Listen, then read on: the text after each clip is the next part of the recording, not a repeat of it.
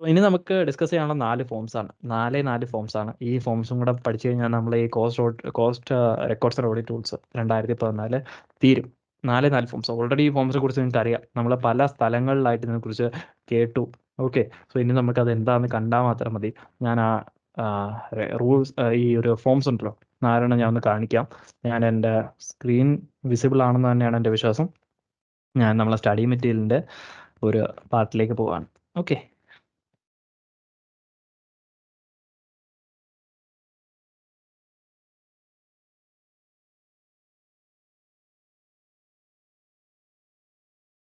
ഇനി എന്നാണോ ലോഡായി വരുന്നത് എനിക്കറിയില്ല. ജസ്റ്റ് ഇപ്പോൾ ഇതാ വരുന്നു. ഓക്കെ,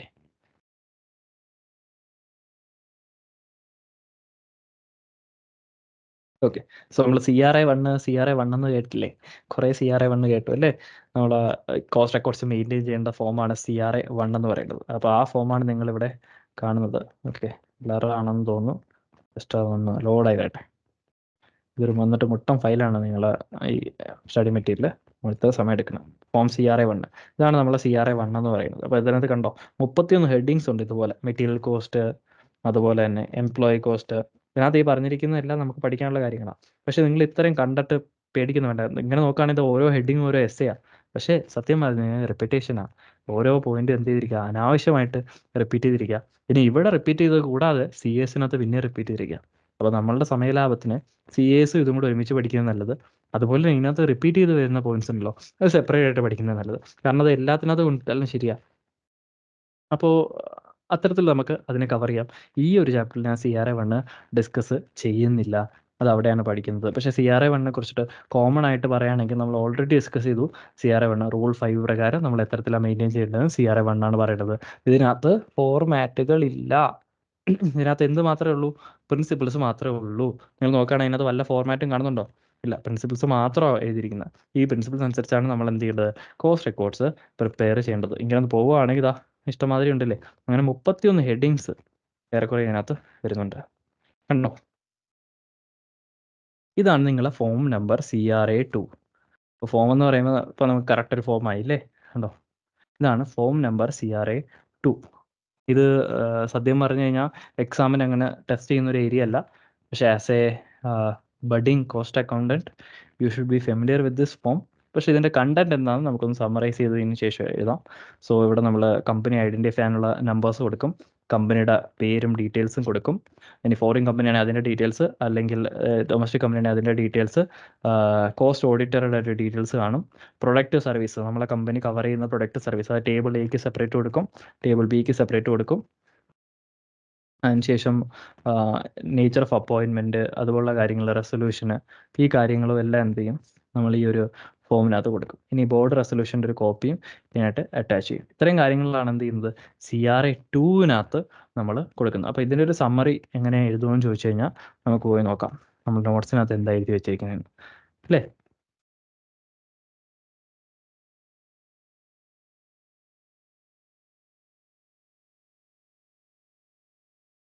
ഓക്കെ, ഈ നോട്ട്സിനകത്ത് കവേർഡ് അല്ലേ? ജസ്റ്റ് ഒരു മിനിറ്റ്.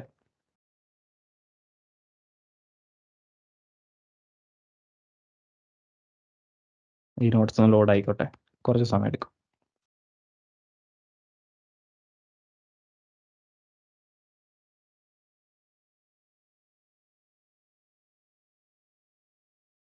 ഓക്കെ, ലോഡായി വരുന്നു. Okay, 4 forms CRA 1. ഞാൻ നേരത്തെ പറഞ്ഞ പോലെ തന്നെ this is a form for which cost records are to be maintain. Principle based ആണ്, ഫോർമാറ്റ് ബേസ്ഡ് അല്ല. These principles are categorised under 31 headings. Okay, CRA 2 ആണ് ഇപ്പോൾ നോക്കുന്നത്. CRA 2 എന്താണെന്ന് നിങ്ങൾ കണ്ട് അതിൻ്റെ കണ്ടന്റ്സ് ജസ്റ്റ് ഒന്ന് ഡിസ്കസ് ചെയ്യാം. എക്സാമിന് ടെസ്റ്റ് ചെയ്യുന്ന ഏരിയ അല്ല, പക്ഷേ നിങ്ങളുടെ അറിവിലേക്ക് ഒരു കമ്പനി ഐഡന്റിഫിക്കേഷൻ നമ്പർ, അല്ലെങ്കിൽ foreign company registration number, general information അവിടുത്തെ കമ്പനിയെക്കുറിച്ച് സാധാരണ രീതിയിലുള്ള ഡീറ്റെയിൽസ്, പേരെന്താണ്, എവിടെയാണ് കമ്പനിയുടെ ഹെഡ് ക്വാർട്ടേഴ്സ്, എല്ലാ കാര്യങ്ങളും, details of products of services to which cost audit relates to, ഏതൊക്കെ പ്രൊഡക്റ്റ് നമ്മൾ കോസ്റ്റ് ഔട്ട് ചെയ്യുന്നുള്ള പ്രൊഡക്റ്റിൻ്റെ ഡീറ്റെയിൽസ് ടേബിൾ എയും ടേബിൾ ബിയിലും വരുന്നതിൻ്റെ സെപ്പറേറ്റ് ആയിട്ട് നമ്മൾ ഫർണിഷ് ചെയ്യും. Details of the cost auditor appoint, ആരെയാണ് കോസ്റ്റ് ഔട്ടറായിട്ട് അപ്പോയിൻറ്റ് ചെയ്തത്, അതൊരു ഇൻഡിവിജ്വലിനെയാണോ അതോ ഫേമിനെയാണോ? ഇനി വേണമെങ്കിൽ നമുക്ക് മൾട്ടിപ്പിൾ കോസ്റ്റ് ഔട്ടർ വരെ അപ്പോയിൻറ്റ് ചെയ്യാം. എന്താണ്, ഒന്നിൽ കൂടുതൽ കോസ്റ്റ് ഔട്ടർ അപ്പോയിൻറ്റ് ചെയ്യാം. അത് ഏത് കേസിലാണ് ഈ മൾട്ടിപ്പിൾ കോസ്റ്റ് ഔട്ടർ അപ്പോയിൻറ്റ് ചെയ്യുന്നത്?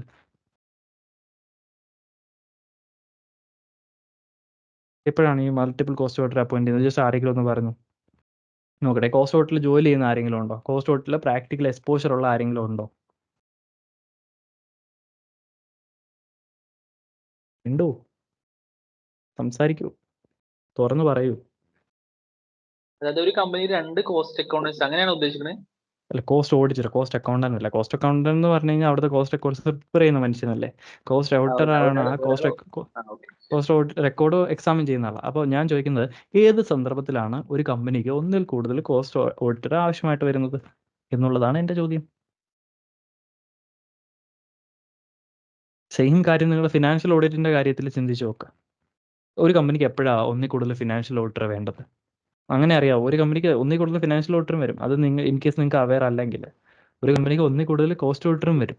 ഏത് സന്ദർഭത്തിലാണെന്ന് പറയാമോ? എന്നാണ് കേട്ടില്ല, ഒന്നുകൂടെ പറയാമോ ആനന്ദകൃഷ്ണൻ? Kindly repeat. ഹലോ, പറഞ്ഞോളൂ. തെറ്റാണെന്ന് ഒരു പേടിയും വേണ്ട, ധൈര്യമായിട്ട് പറഞ്ഞോളൂ.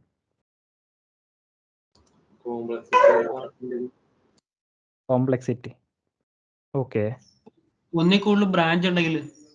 എക്സാക്ട്ലി. ഓക്കെ, സോ നമ്മളൊരു ഭയങ്കര വലിയ എൻറ്റിറ്റിയാണ്. ഫോർ എക്സാമ്പിൾ റിലയൻസ് എന്ന് പറയുന്ന ഒരു കമ്പനിയാണ്. റിലയൻസിന് കോസ്റ്റ് ഓഡിറ്റ് നടത്തണമെങ്കിൽ ഒരു കോസ്റ്റ് ഓഡിറ്റർ അങ്ങോട്ട് ചെന്ന് കഴിഞ്ഞാൽ എന്ത് ചെയ്യാൻ പറ്റത്തില്ല, ഭയങ്കര ബുദ്ധിമുട്ടായിരിക്കും കോസ്റ്റ് ഓഡിറ്റ് ചെയ്യാന്ന് പറയുന്നത്. Because there through out the country. അതുപോലെ തന്നെ പല മൾട്ടിപ്പിൾ ബ്രാഞ്ചസ്, ഒരു സ്റ്റേറ്റിൽ തന്നെ നോക്കുകയാണെങ്കിൽ ചിലപ്പോൾ മൾട്ടിപ്പിൾ ബ്രാഞ്ചസ് ഉണ്ടാവും. ഇതിൻ്റെ എല്ലാം കാര്യങ്ങൾ ഒറ്റയടിക്ക് കോസ്റ്റ് ഔട്ട് ചെയ്ത് കൊടുക്കുക എന്ന് പറയുന്നത് ഒരാൾക്ക് ബുദ്ധിമുട്ടായിരിക്കും. അപ്പോൾ നമ്മൾ എന്ത് ചെയ്യും, ഓരോ ലൊക്കേഷൻസിനും അല്ലെങ്കിൽ ചിലപ്പോൾ ഓരോ യൂണിറ്റിന് വരെ നമ്മൾ ഓരോ കോസ്റ്റ് ഓഡിറ്ററെ അപ്പോയിൻറ്റ് ചെയ്യും. അതിനുശേഷം ഒരു ലീഡ് ഓഡിറ്ററെ അപ്പോയിൻറ്റ് ചെയ്യും. എന്താണ്, ഒരു ലീഡ് ഓഡിറ്ററും കാണും, അതുപോലെ തന്നെ സബ് ഓഡിറ്റേഴ്സും കാണും. ഈ സബ് ഓഡിറ്റേഴ്സ് എന്ത് ചെയ്യും, അവരുടേതായ രീതിക്ക് ഓഡിറ്റ് ചെയ്തതിന് ശേഷം അവരുടെ കമൻസും കാര്യങ്ങളും എല്ലാമായിട്ട് നമ്മളെ ലീഡ് ഓഡിറ്ററിന് ഒരു റിപ്പോർട്ട് സബ്മിറ്റ് ചെയ്യും. ലീഡ് ഓഡിറ്റർ ഇതെല്ലാം കൂടെ കൺസോൾട്ടേറ്റ് ചെയ്ത് പുള്ളിയുടെ കമൻസ് കാര്യങ്ങളുമായിട്ട് ബോർഡ് ഓഫ് ഡയറക്ടേഴ്സിന് സബ്മിറ്റ് ചെയ്യും. അപ്പോൾ അതാണ് മൾട്ടിപ്പിൾ ഓഡിറ്റേഴ്സ് വരുന്നത്. ഇമ്പോർട്ടൻ്റ് ആണ്, അത് FAQയിൽ കവർ ചെയ്തിരിക്കുന്ന പോയിന്റുമാണ്. അപ്പോൾ ഇതാണ് ലീഡ് ഓഡിറ്റർ, സബ് ഓഡിറ്റേഴ്സ്. അപ്പം ഒന്നിൽ കൂടുതൽ ഓഡിറ്റേഴ്സ് ഉണ്ടെങ്കിൽ നമ്മൾ 2 CRA2 ഫോം സബ്മിറ്റ് ചെയ്യേണ്ടി വരുമോ എന്നുള്ളതാണ് നമ്മളുടെ ഒരു FAQലുള്ള ഒരു ക്ലാരിഫിക്കേഷൻ. അങ്ങനെയൊന്നുമില്ല. ഫോമിൽ തന്നെ ഒന്നിൽ കൂടുതൽ കോസ്റ്റ് ഓഡിറ്റർ ഉണ്ടെങ്കിൽ അവരുടെ ഡീറ്റെയിൽസ് ഉൾപ്പെടുത്താനായിട്ടുള്ള കോളംസ് ക്രമീകരിച്ചിട്ടുണ്ട്. അതുകൊണ്ട് തന്നെ ഒന്നിൽ കൂടുതൽ ഉണ്ടെങ്കിൽ കൂടി നമ്മൾ ഒറ്റ സിംഗിൾ CRA ഫോം 2 സബ്മിറ്റ് ചെയ്താൽ മതിയാവും. അതാണ് details of all cost auditor appointed എന്ന് പറയുന്നത്. ഇപ്പോൾ കോസ്റ്റ് ഓഡിറ്റർ അപ്പോയിൻറ്റഡ് ഉള്ള details of all cost auditor appointed. ഇനി financial year to be covered, ഏത് വർഷത്തേക്കാണ് അപ്പോയിൻറ്റ് ചെയ്യുന്നത്.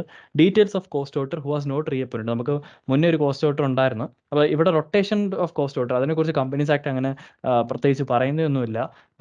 സാധാരണ രീതിക്ക് കോസ്റ്റ് ഓഡിറ്റർ എന്ത് ചെയ്യാം, ഇങ്ങനെ കണ്ടിന്യൂ ചെയ്തങ്ങ് പോവാണ്. ചില കമ്പനീസ് മാറ്റും, PSCs ഒക്കെ ആണെങ്കിൽ 5 വർഷം കൂടുമ്പോഴൊക്കെ മാറ്റും. ചില കമ്പനീസ് ഇങ്ങനെ തുടർന്ന് കൊണ്ടേ പോകും. പക്ഷെ അതൊരിക്കലും നല്ലൊരു കാര്യമല്ല. Because there will be a familiarity threat. നമ്മൾ ആദ്യമേ പഠിച്ച ഓഡിറ്റിനകത്ത് ഇൻഡിപെൻഡൻസിനെ എഫക്ട് ചെയ്യുന്ന ഒരു ത്രെറ്റാണ് എന്തെന്ന് പറയുന്നത്, ഫെമിലിയാരിറ്റി ത്രെറ്റ് എന്ന് പറയുന്നത്. ക്ലൈൻറ്റും ഓഡിറ്ററും തമ്മിൽ ഭയങ്കര ഒരു ബന്ധം ഉണ്ടാവും. അപ്പോഴത്തേക്കും പിന്നെ ഫ്രോഡ് അതുപോലുള്ള സാധ്യതകൾ കൂടി വരും. അപ്പോൾ അത്തരത്തിലുള്ള ഫെമിലിയാരിറ്റി ത്രെറ്റ് വരാതിരിക്കാൻ വേണ്ടി നമ്മൾ എന്ത് ചെയ്യും, ഇടയ്ക്കിടയ്ക്ക് എന്ത് ചെയ്യും, ഈ ഓഡിറ്റേഴ്സിനെ റൊട്ടേറ്റ് ചെയ്ത് കൊടുക്കും. അപ്പം നേരത്തെ മാറ്റിയ ഓഡിറ്റർ എന്തുകൊണ്ടാണ് നമ്മൾ റീഅപ്പോയിൻറ്റ് ചെയ്യാഞ്ഞത് എന്നുള്ളതിൻ്റെ ഡീറ്റെയിൽസ് ആണ് details of cost auditor who was not reappointed. അല്ലെങ്കിൽ നമ്മൾ പുതിയതായിട്ട് ആളെ ചെയ്തു, പഴയ ആളുടെ ഡീറ്റെയിൽസ്, അതാണ് എന്തെന്ന് പറയുന്നത് 6ാമത്തെ പോയിന്റ്. 7ാമത്തത്, നമ്മൾ ബോർഡ് റെസൊല്യൂഷൻ കൂടിയിട്ട് അല്ലെങ്കിൽ ബോർഡ് മീറ്റിംഗ് കൂടിയിട്ട് റെസൊല്യൂഷൻ പാസ്സാക്കിയിട്ടാണല്ലോ ഈ കോസ്റ്റ് ഓഡിറ്റർ എന്ത് ചെയ്യുന്നത്, അപ്പോയിൻറ്റ് ചെയ്യുന്നത്. അത് ആ റെസൊല്യൂഷൻ പാസ്സാക്കി 30 ദിവസത്തിനുള്ളിൽ അല്ലെങ്കിൽ 180 days from the commencement of financial, ഇതിൻ്റെ ഇടയ്ക്കാണ് നമ്മൾ എന്ത് ചെയ്യേണ്ടത്, ഈ CRA2 ഫോം ഫയൽ ചെയ്യേണ്ട ടൈം ലിമിറ്റ് എന്ന് പറയുന്നത്. അപ്പോൾ ജസ്റ്റ് റിമൈൻഡ് ചെയ്യുന്നേ ഉള്ളൂ, ആ പാസ് ചെയ്ത ബോർഡ് റെസൊല്യൂഷൻ്റെ ഒരു കോപ്പി നമ്മൾ എന്ത് ചെയ്യണം, ഈ ഒരു അറ്റാച്ച്മെൻ്റ് ആയിട്ട് ഫയൽ ചെയ്യണം. ഇനി അല്ല കമ്പനിക്ക് വേറെ എന്തെങ്കിലും കാര്യങ്ങളും ഉണ്ടെങ്കിലും അതും എന്ത് ചെയ്യാം, ഈ ഒരു ഫോമിനകത്ത് കൊടുക്കാവുന്നതാണ്. അപ്പോൾ ഇതാണ് CRA2 എന്ന് പറയുന്നത്. CRA2 ഇത്രയേ ഉള്ളൂ. ക്ലിയർ ആണോ? Yes sir. ഓക്കെ, ഇതാണ് നിങ്ങളെ CRA2.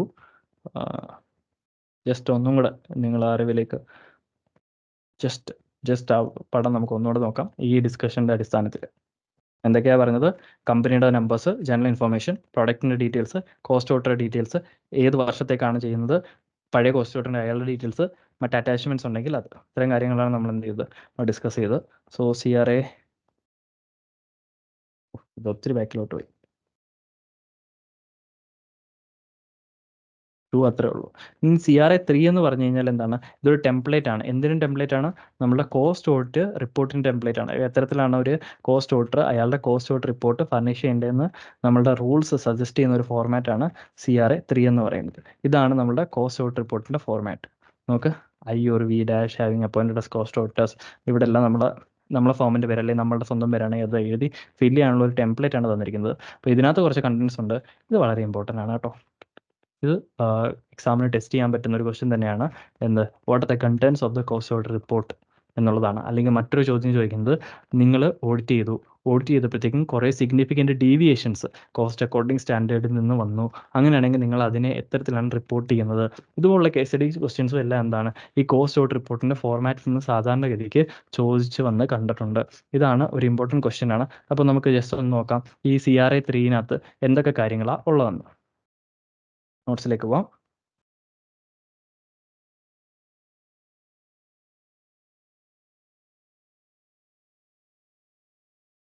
ലോഡ് ആവാനായിട്ട് സമയം എടുക്കുന്നുണ്ട്. ഓക്കെ, ഇതാണ് CRA3. ജസ്റ്റ് എഴുതാണ്, കുറച്ചുകൂടി നന്നായിട്ട് മനസ്സിലാവും. CRA3 എന്താണ്? Form of cost audit report.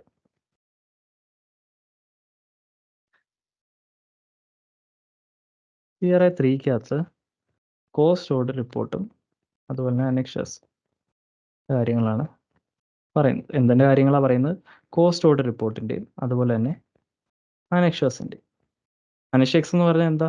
നമ്മൾ കോസ്റ്റ് ഓഡിറ്റ് റിപ്പോർട്ടിൻ്റെ കൂടെ സബ്മിറ്റ് ചെയ്യുന്ന കുറച്ച് അഡീഷണൽ ഡേറ്റാസ് ആണെന്ന് പറയുന്നത് ഈ അനക്ഷേഴ്സ് എന്ന് പറയുന്നത്. അപ്പോൾ ഈ കോസ്റ്റ് ഓഡിറ്റ് റിപ്പോർട്ടിൽ തന്നെ നമ്മൾ എടുത്തു നോക്കുകയാണെങ്കിൽ എന്നാൽ 2 പാരാസ് ആയിട്ട് ഡിവൈഡ് ചെയ്തിട്ടുണ്ട്. പാര 1 അതുപോലെ തന്നെ പാര 2. പാര 1 7 ക്ലോസസ് ഉണ്ട്. എന്താണ് 7 ക്ലോസസ് ഉണ്ട്? ഓർഡർ ഒന്നും പഠിച്ചു വെക്കണ്ട, ജസ്റ്റ് ഞാൻ നിങ്ങൾ അറിവിലേക്ക് പറയാണ്. പാര 1 7 ക്ലോസസ് ഉണ്ട്.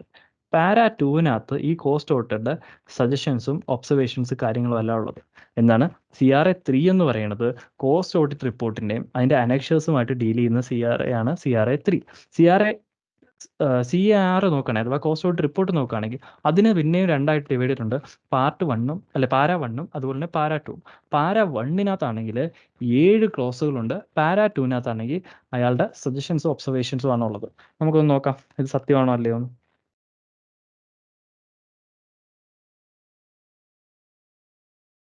നോക്ക്, ഇതാണ് നമ്മളുടെ cost audit report. Cost audit റിപ്പോർട്ടിൻ്റെ പാര 1 ഇതാണ്.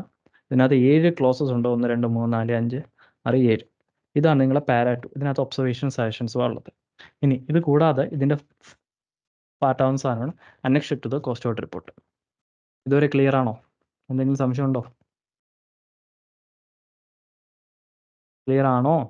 CRA1 CRA2 CRA3 ഇതുവരെ ഡിസ്കസ് ചെയ്ത് ക്ലിയർ ആണോ?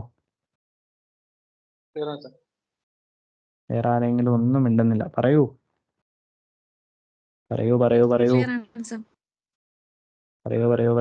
ചാറ്റിനകത്ത് എന്തെങ്കിലും പറയൂ.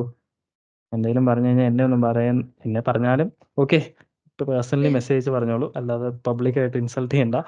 ഓക്കെ, എന്തെങ്കിലും പറയുമ്പം അങ്ങനെ പറയരുത്. മനസ്സിലായില്ലേ എന്ന് പറഞ്ഞോളൂ. Okay, shall we go ahead?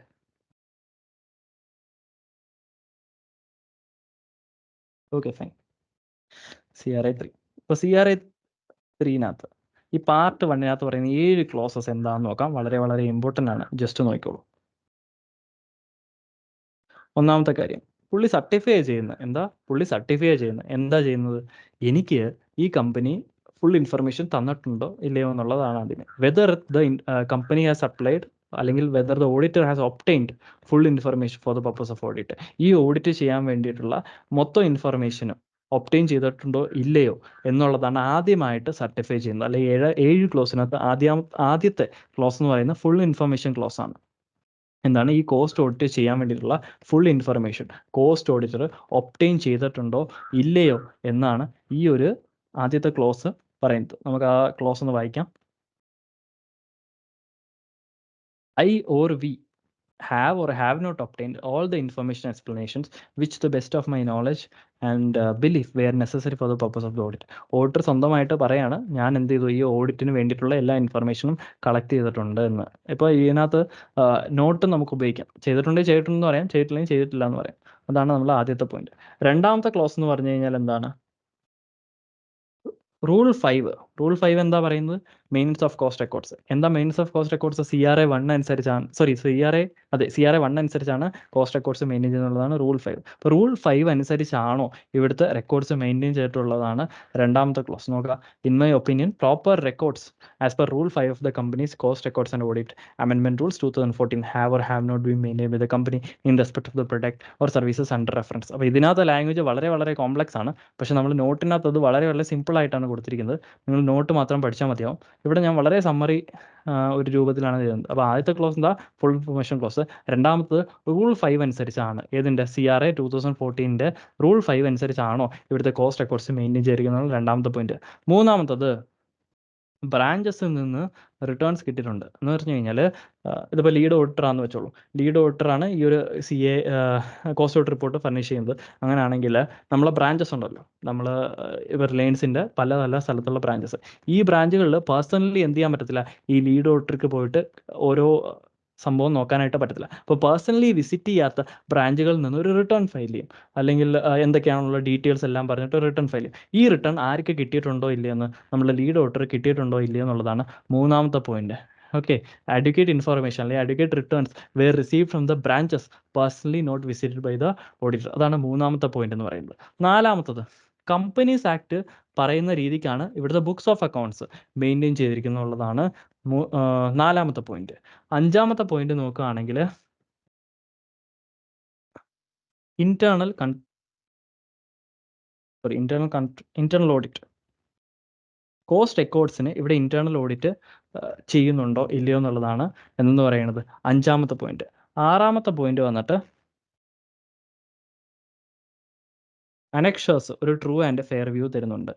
ഏഴാമത്തെ പോയിന്റ് വന്നിട്ട് എവിടെയോ ഒരു മിസ്സായോ, 1 2 3 4 5 6 7. ഓക്കെ, ഏഴാമത്തെ പോയിന്റ് വന്നിട്ട് ഡീറ്റെയിൽഡ് കോസ്റ്റ് സ്റ്റേറ്റ്മെന്റ്സ് അല്ലെങ്കിൽ എന്താ പറയാം, ഇൻഫർമേഷൻ അല്ലെങ്കിൽ ബുക്സ് ഓഫ് അക്കൗണ്ട്സ് അല്ലെങ്കിൽ കോസ്റ്റ് റെക്കോർഡ്സ് എല്ലാം എവിടെ? ഈ കമ്പനി തന്നെയാണ് കീപ്പ് ചെയ്തിരിക്കുന്നത്. നമുക്ക് there is a കമ്പനീസ് ആക്ടിൽ ഒരു സെക്ഷൻ ഉണ്ട്, place for maintenance of books of accounts എന്ന് പറഞ്ഞിട്ട്. എന്താണ്, എവിടെയാണ് വെക്കുന്നത്? രജിസ്റ്റേർഡ് ഓഫീസിലാണോ അല്ലെങ്കിൽ other place authorised by the board? അപ്പോൾ അതിനെയാണ് ഈ ഒരു അവസാനത്തെ പോയിന്റ് സൂചിപ്പിക്കുന്നത്. അപ്പം 7 ക്ലോസസ് ആണ് ഇവിടെ ഉള്ളത്. ഒന്നാമത് ഫുൾ ഇൻഫർമേഷൻ ക്ലോസ്, ഈ ഓഡിറ്റിന് വേണ്ടിയിട്ടുള്ള എല്ലാ ഇൻഫർമേഷനും ഞാൻ എന്ത് ചെയ്തിട്ടുണ്ട്, കളക്ട് ചെയ്തിട്ടുണ്ട്. രണ്ടാമത്തെ റൂൾ 5 അനുസരിച്ചാണ് ഇവിടുത്തെ കോസ്റ്റ് റെക്കോർഡ്സ് എല്ലാം മെയിൻറ്റെയിൻ ചെയ്യുന്നത്. മൂന്നാമത്തെ ഞാൻ വിസിറ്റ് ചെയ്യാത്ത ബ്രാഞ്ചുകളിൽ നിന്ന് ഉള്ള ഡീറ്റെയിൽസ് എല്ലാം എനിക്ക് കിട്ടിയിട്ടുണ്ട്. ഇന്റേണൽ ഓഡിറ്റ് ഇവിടെ കോസ്റ്റ് റെക്കോർഡ്സിന് ആപ്ലിക്കബിൾ ആണ് അല്ലെങ്കിൽ ചെയ്യുന്നുണ്ട്. ആറാമത്തത് അനക്ഷേഴ്സ് എല്ലാം ട്രൂ ആൻഡ് ഫെയർ വ്യൂ കാണിക്കുന്നത്. അനക്ഷേഴ്സ് എന്ന് പറഞ്ഞൊന്നുമില്ല, കോസ്റ്റ് ഓഡിറ്റ് റിപ്പോർട്ടിൻ്റെ കൂടെ ഫയൽ ചെയ്യുന്ന എക്സ്ട്രാ ഇൻഫർമേഷൻ ആണ്. ഇതെല്ലാം ട്രൂ ആൻഡ് ഫെയർ ആണ്. ഏറ്റവും അവസാനത്തെന്ന് പറഞ്ഞു കഴിഞ്ഞാൽ ബുക്സ് ഓഫ് അക്കൗണ്ട്സ് ഈ കമ്പനിയിൽ പ്രോപ്പറായിട്ട് കീപ്പ് ചെയ്തിട്ടുണ്ട്. ഇത്രയും കാര്യങ്ങളാണ് ഈ 7 ക്ലോസസിനകത്തുള്ളത്. നമുക്കൊന്നുകൂടെ നോട്ട്സ് ഒന്ന് വായിക്കാം. The cost audit should confirm the below in cost audit report. All information explanation required for the cost audit was obtained. Records are kept as per rule 5 of the company's cost records and audit rules. For branches not visited, proper returns were received. Books of accounts give information as required by the Companies Act 2013. There is adequate system of internal audit for cost records. Annexed to the cost audit report gives a true and fair view. Detailed cost statements and schedule regarding the audit is kept in the company. ഈ 7 കാര്യങ്ങളാണ് എന്ത് ചെയ്യുന്നത്, cost audit റിപ്പോർട്ടിനകത്ത് നമ്മളുടെ auditor certify ചെയ്യുന്നത് അല്ലെങ്കിൽ confirm ചെയ്യുന്നത്. ഇനി ഇതിനകത്ത് എന്തെങ്കിലും material deficiency, for example internal audit system ഇല്ല അല്ലെങ്കിൽ ഇന്റേണൽ ഓഡിറ്റ് അത്ര എഫക്റ്റീവ് അല്ല, അത്തരത്തിലുള്ള ഡീവിയേഷൻ നമ്മളുടെ കോസ്റ്റ് ഓഡിറ്റർ കണ്ടുപിടിക്കുകയാണെങ്കിൽ ഈ ക്ലോസിന് നേരെയാണ് എന്ത് ചെയ്യേണ്ടത്, പുള്ളി ആ കണ്ടുപിടുത്തങ്ങൾ അല്ലെങ്കിൽ ആ ഒരു ഡീവിയേഷൻസ് റിപ്പോർട്ട് ചെയ്യേണ്ടത്. ഓക്കെ, അതുകൂടാതെ തന്നെ അതിൻ്റെ ഡീറ്റെയിൽസും എന്ത് ചെയ്യണം, കൊടുക്കണം. ഇത് വെരിഫൈഡ് ഡേറ്റയുടെ അടിസ്ഥാനത്തിലായിരിക്കണം ഇത്തരത്തിലുള്ള ഡീവിയേഷൻസ് റിപ്പോർട്ട് ചെയ്യാൻ വേണ്ടിയിട്ട്. ഇത്തരം കാര്യങ്ങളാണ് നമ്മൾ എവിടെ പഠിക്കുന്നത്, കോസ്റ്റ് ഓഡിറ്റ് റിപ്പോർട്ടിൻ്റെ പാരാ 1 പഠിക്കുന്നത്. പാരാ 2 ഒബ്സർവേഷൻസും സജഷൻസുമാണ്. എന്താണ് ഒബ്സർവേഷൻസും സജഷൻസുമാണ്. ഈ കണ്ടുപിടിച്ച ഡെഫിഷ്യൻസീസ് എത്തരത്തിൽ എന്ത് ചെയ്യാം, കോമ്പൻസേറ്റ് ചെയ്യാം എന്നുള്ള സജഷൻസും കാര്യങ്ങളുമാണ് പാരാ 2 കൊടുക്കുന്നത്. അപ്പോൾ ഒന്നും കൂടെ ഞാൻ പറയാം, അഥവാ CRA3 എന്ന് പറയുന്നത് നമ്മളെ കോസ്റ്റ് ഓഡിറ്റ് റിപ്പോർട്ടിൻ്റെ ഫോർമാറ്റാണ്. കോസ്റ്റ് ഓഡിറ്റ് റിപ്പോർട്ടിനെയും അതുപോലെ തന്നെ അനക്ഷേഴ്സിൻ്റെ കാര്യമാണ് എന്ത് ചെയ്യുന്നത് CRA3 പറയുന്നത്. കോസ്റ്റ് ഓഡിറ്റ് റിപ്പോർട്ടിനെ നമ്മൾ പിന്നെയും ഡിവൈഡ് ചെയ്യുകയാണെങ്കിൽ അതിൻ്റെ പാര 1 ഉണ്ട്, പാര 2 ഉണ്ട്. പാര 2വിനകത്ത് സജഷൻസും ഒബ്സർവേഷൻസും ഉള്ളത്. പാര 1നകത്തുള്ളത് എന്താണ്? 7 ക്ലോസസ് ആണ്. ഈ 7 ക്ലോസസ് എന്തൊക്കെയാണെന്ന് ചോദിച്ചു കഴിഞ്ഞാൽ, ഒന്നാമത്തെ ഫുൾ ഇൻഫർമേഷൻ, രണ്ടാമത്തത് റൂൾ 5, മൂന്നാമത്തത് ബ്രാഞ്ചസ്, നാലാമത്തത് ബുക്സ് ഓഫ് അക്കൗണ്ട്സ്, അഞ്ചാമത്തത് internal audit of cost records, ആറാമത്തത് അനക്ഷേഴ്സ്, ഏഴാമത്തത് ഈ ഓഡിറ്റുമായിട്ട് ബന്ധപ്പെട്ട റെക്കോർഡ്സ് അല്ലെങ്കിൽ ബുക്സ് ഓഫ് അക്കൗണ്ട്സും കാര്യങ്ങളും എല്ലാം ഓഫീസിൽ തന്നെയാണോ കീപ്പ് ചെയ്തിരിക്കുന്നതെന്നും കൺഫേം ചെയ്യുന്നു. ഇത്രയും കാര്യങ്ങളാണ് എന്ത് ചെയ്യുന്നത് ഈ ഒരു CRA3 നമ്മൾ പ്രൈമറി ആയിട്ട് പഠിക്കുന്നത്. ഇതുവരെ ക്ലിയർ ആണോ?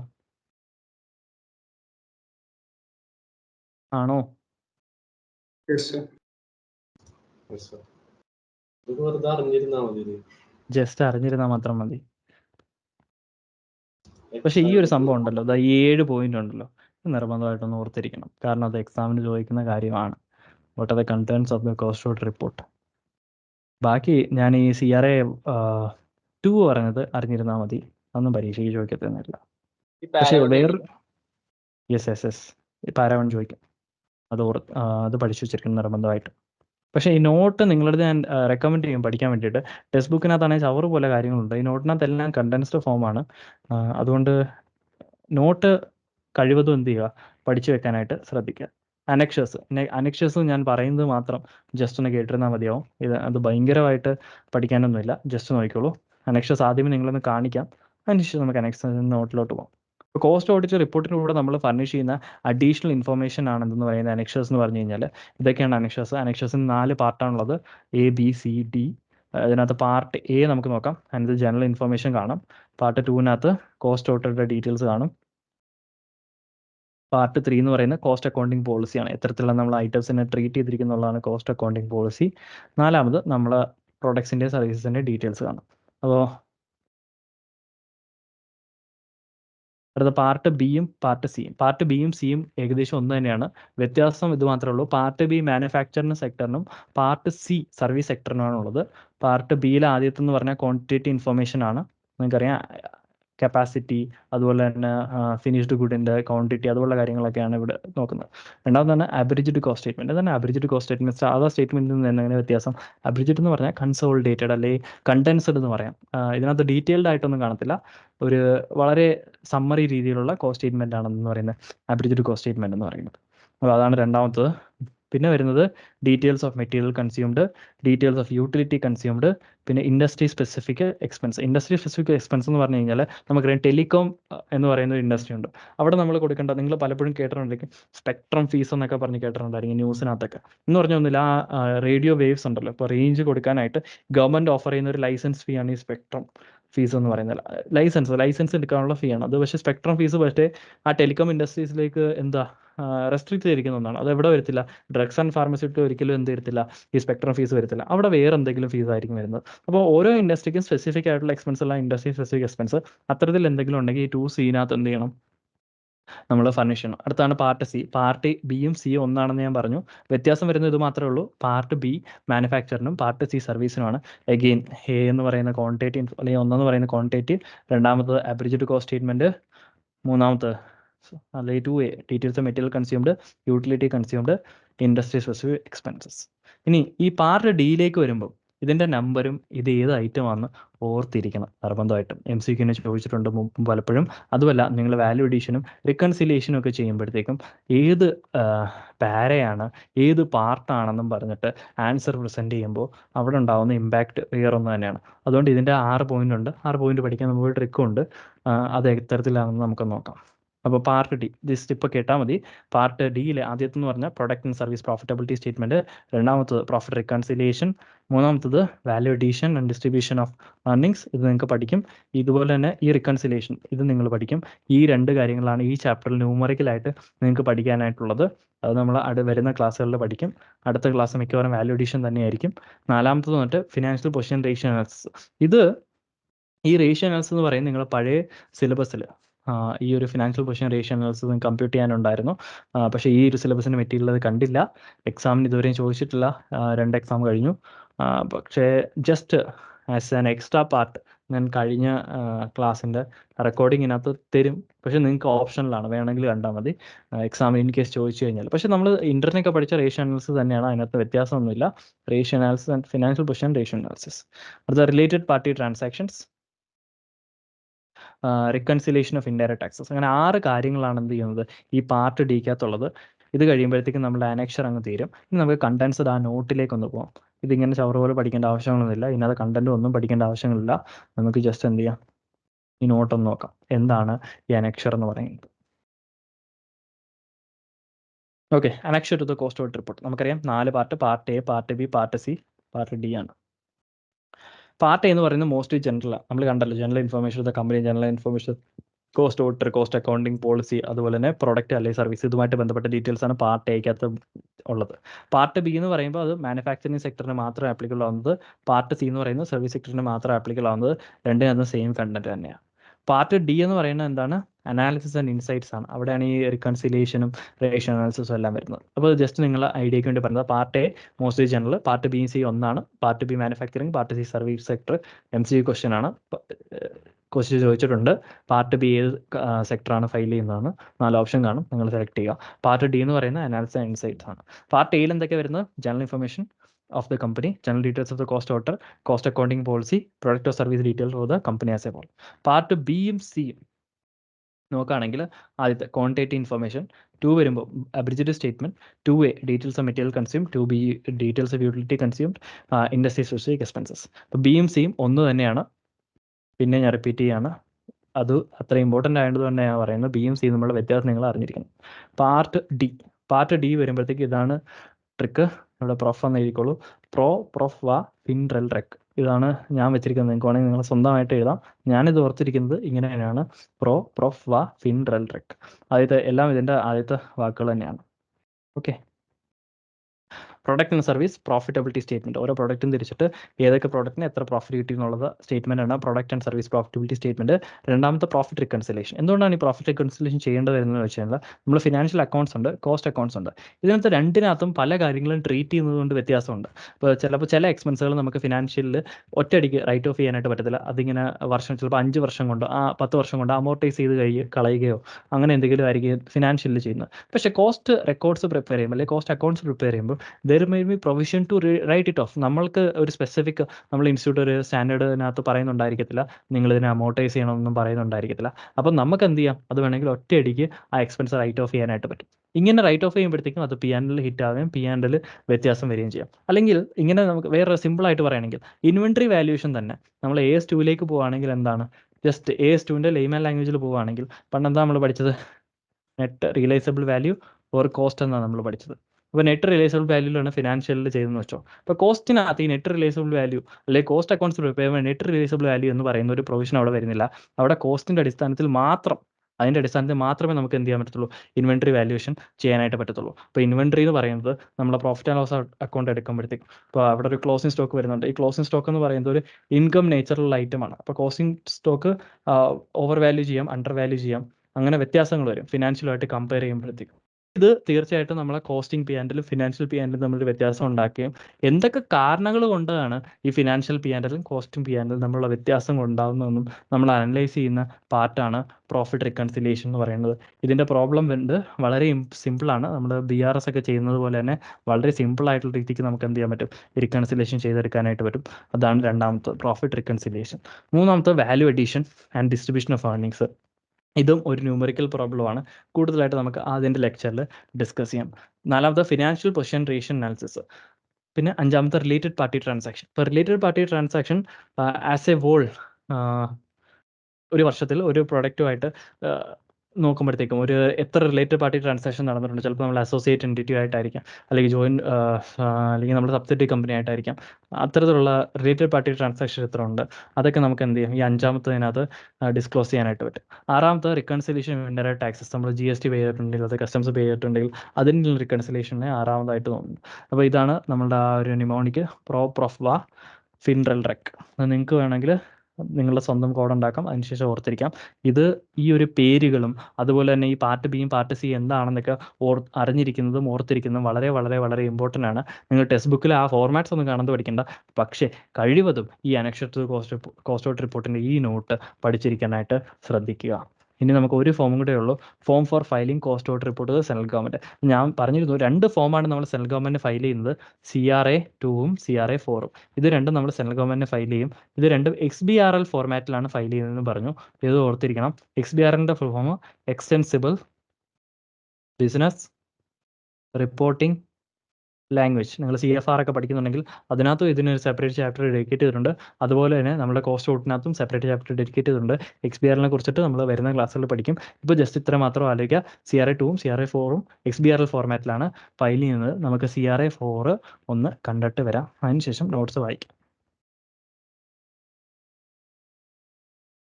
ലോഡ് ആവട്ടെ. ഓക്കെ.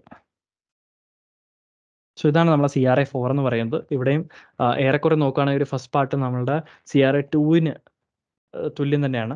ആദ്യമേ company identification numbers, foreign company registration number, അതുപോലുള്ള കാര്യങ്ങളൊക്കെയാണ് നോക്കുന്നത്. പിന്നെ കമ്പനീൻ്റെ കുറച്ച് ജനറൽ ഡീറ്റെയിൽസ്, അതുപോലെ തന്നെ പ്രൊഡക്ട്സിൻ്റെ കുറച്ച് ഡീറ്റെയിൽസ്, കോസ്റ്റ് ഓർഡറിൻ്റെ കുറച്ച് ഡീറ്റെയിൽസ്, എല്ലാം കോസ്റ്റ് ഓർഡറുമായിട്ട് ബന്ധപ്പെട്ട ഡീറ്റെയിൽസ് ആണ്. പിന്നെ നമ്മൾ കോസ്റ്റ് ഓട്ട് റിപ്പോർട്ടുമായിട്ടുള്ള ഡീറ്റെയിൽസ് ഇവിടെ തുടങ്ങും. അതിനകത്ത് എന്തെങ്കിലും ഒബ്സർവേഷൻസ് ഉണ്ടോ, കമൻസ് ഉണ്ടോ, അതുപോലുള്ള കാര്യങ്ങൾ. പിന്നെ കോസ്റ്റ് ഓട്ട് റിപ്പോർട്ട് നമ്മൾ അറ്റാച്ച് ചെയ്യും. അറ്റാച്ച് ചെയ്യുന്ന ഫോർമാറ്റ് ഏതാണ്? XBRL ഫോർമാറ്റാണ്.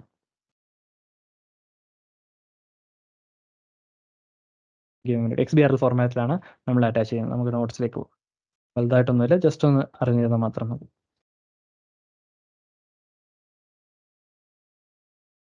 Okay, so form for filing cost order report with the central government. CAN or FCRN, general information, details of production services, details of cost order appointed, details of observation of the cost order report, attachment, XBRL document in respect of the cost order report, company information explanation on any reservation or qualification. അപ്പോൾ എന്താണ് നമ്മൾ cost out റിപ്പോർട്ടും file ചെയ്യും. അതുപോലെ തന്നെ cost out റിപ്പോർട്ടുമായിട്ട് സംബന്ധിച്ച് കമ്പനിക്ക് എന്തെങ്കിലും എക്സ്പ്ലനേഷൻ ഫയൽ ചെയ്യാനുണ്ടെങ്കിൽ അതും ഫയൽ ചെയ്യും. അപ്പോൾ അതാണ് CRA 4 എന്ന് പറയുന്നത്. അപ്പോൾ 4 forms: CRA 1, CRA 2, CRA 3, CRA 4. ഇതോടെ നമ്മളെ cost record and audit tools തീർന്നു. ഇതിനകത്ത് എന്തെങ്കിലും സംശയം ഉണ്ടെങ്കിൽ നമുക്ക് ക്ലാരിഫൈ ചെയ്യാം. അതിനുശേഷം നമുക്ക് എന്ത് ചെയ്യാം? പ്രീവിയസ് ക്വസ്റ്റ്യനും അതുപോലെ തന്നെ FAQയും ഡിസ്കസ് ചെയ്യാം. ഞാൻ തീർച്ചയായിട്ടും ഈ പ്രീവിയസ് ക്വസ്റ്റ്യനും FAQയും നിങ്ങൾക്ക് സ്വന്തമായിട്ട് ചെയ്യാനായിട്ട് പറ്റും. അതുകൊണ്ട് ഞാൻ ക്വസ്റ്റ്യൻ ചോദിക്കുന്നതാണ്, ഓരോ ആൾക്കാരെയും വിളിച്ചും ക്വസ്റ്റ്യൻ ചോദിക്കുന്നതാണ്. ഓക്കെ, സോ ഉത്തരം പറയണം.